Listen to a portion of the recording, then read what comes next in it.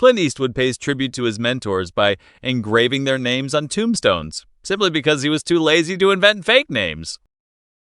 I think I saw some familiar names on the tombstones in the cemetery. You might have. One was Donald Siegel. Oh, Don Siegel, did I put him in there? Don Siegel, and the other was S. Leone. Is that the only one? Paying I was debts. having a little fun with those Paying guys. debts. I wasn't wishing anything on him. When Clint Eastwood personally calls to offer a role, actor Richard Harris cursed because he thought it was a prank. Ironically, he was literally watching Clint's movie right then. Play a character of English Bob in the movie. So I called him. He was living down in the Bahamas somewhere. And I called his house, and the lady answered, and she said, just a second. I said, tell him Clint Eastwood's calling. And all of a sudden she comes back and says, who is this? And I said, it's Clint Eastwood calling. Tell him Clint Eastwood calling. And then so all of a sudden he comes on. He comes on and he goes, is this Bob? Joe? Because the irony was he was downstairs in the TV room watching High Plains Drifter on television. Once, Clint Eastwood was watching the Oscars when he was kidnapped by producers. They threw him a script and shoved him on stage to host. I wasn't even backstage. I was sitting in the audience. You were down in the I was audience? down in the audience. I didn't have to worry because I didn't have a thing to do till the very end of the show, which was to present Best Picture. Right. And he says Charlton Heston hasn't shown up. Well, I didn't know he was supposed to be on the show, so I said, yeah. So. Big deal, huh? Yeah, and so he said, he has to read the whole opening thing. He says, can you come back and do it? And I started to say no, and I was looking around for Gregory Peck, and my wife nudged me and said, go ahead, you can do it for him. And I was, whoosh, boom. You were on. Here I was, you know. Holding someone else's script, Clint annoyedly told the prompter, flip the card, this is not my bag. The audience lost it. He called me backstage, and he said, he says, you can do this. And I look at it, and it's all written with these biblical terms, and it's written for a man who played Moses, which, needless to say, I haven't done. And then he says, well, I said, I can't do this, Howard. I said, it's absolutely impossible. It's not written for me, and even if it was, I'm not sure it's the right kind of, and then he goes, say anything. So I just took the book, and he shoved me right out on the stage. Flip the card, this is not my bag. I thought that was, that's calling. Criticized by reviewers, Clint didn't care. His movies grossed $200 million, and he stated he only cares about the public. The critics, you get this all the time because you made a joke about it yourself.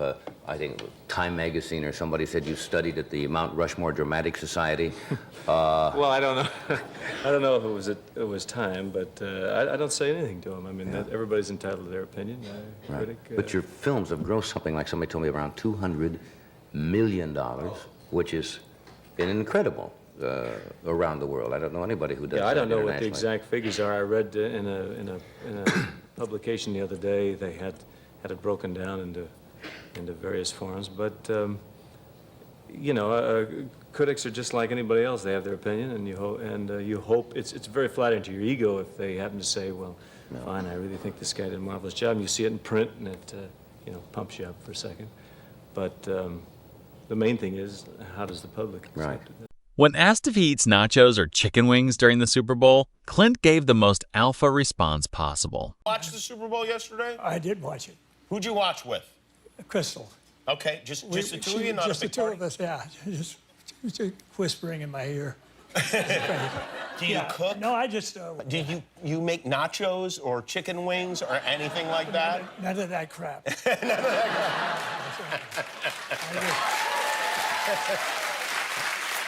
Making a movie about 3 anti-terrorist heroes, Clint didn't hire actors. He cast the real guys. He even strictly forbade them from taking acting lessons. As heroes, and we as Americans, we're all very proud because usually people hate us over there. So you decided to make a movie about this, starring the actual, let's say, so I assume you gave them a screen test or some kind of audition of some kind? No. Nothing. We were just going over the technical thing. They were acting as technicians, telling us exactly what happened and how it happened. And we kept going over it and over it and over it. And as finally, as we did it about the 10th or 8th time, I said, would you guys like to do this? And Spencer Stone said, don't you think we ought to take acting lessons? And I said, no, please don't. Yeah, right. The MC asked if he considered casting the actual terrorist. Clint's reply is exactly why Hollywood has always wanted to kick him out. Idea at the Did time. you consider casting the actual terrorist in the movie as well? You know, that the French put their foot down on that. They did. The story, and they did a great job. It really is a slap in the face to professional actors, is what it is. Well, I don't want to do that because they'll drum me out of the union. Well, you did. They've threatened that over the years. But this might do. Despite having a massive fortune, the amount billionaire Clint Eastwood bets on sports will leave you speechless. Actually, a friend of mine took the Colts and says, I've got the Colts and I'll place a bet. So I had only one choice. Oh, okay. But, all right. But it was a good game, and the Colts played fantastic. The big wager? Big wager? Yeah, $5. $5. Woo, take it easy. Woo, you Hollywood types. Slow down, slow down. Reckless. I may go to Vegas.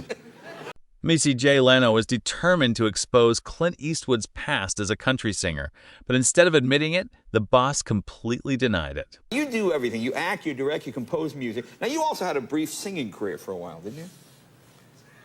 I'm just... No, I didn't. And whoever you have singing on your little screen is not me.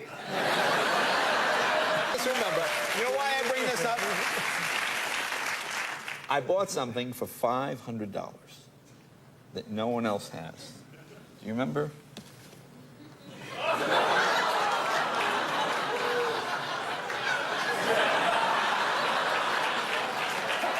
Perhaps, well, let me do it this way.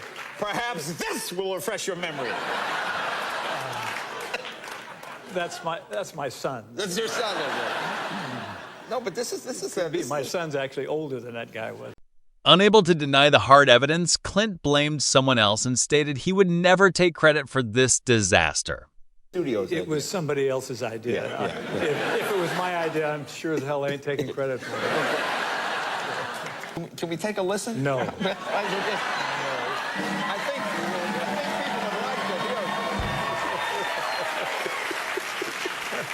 Can we just take a look? Here's a little clip.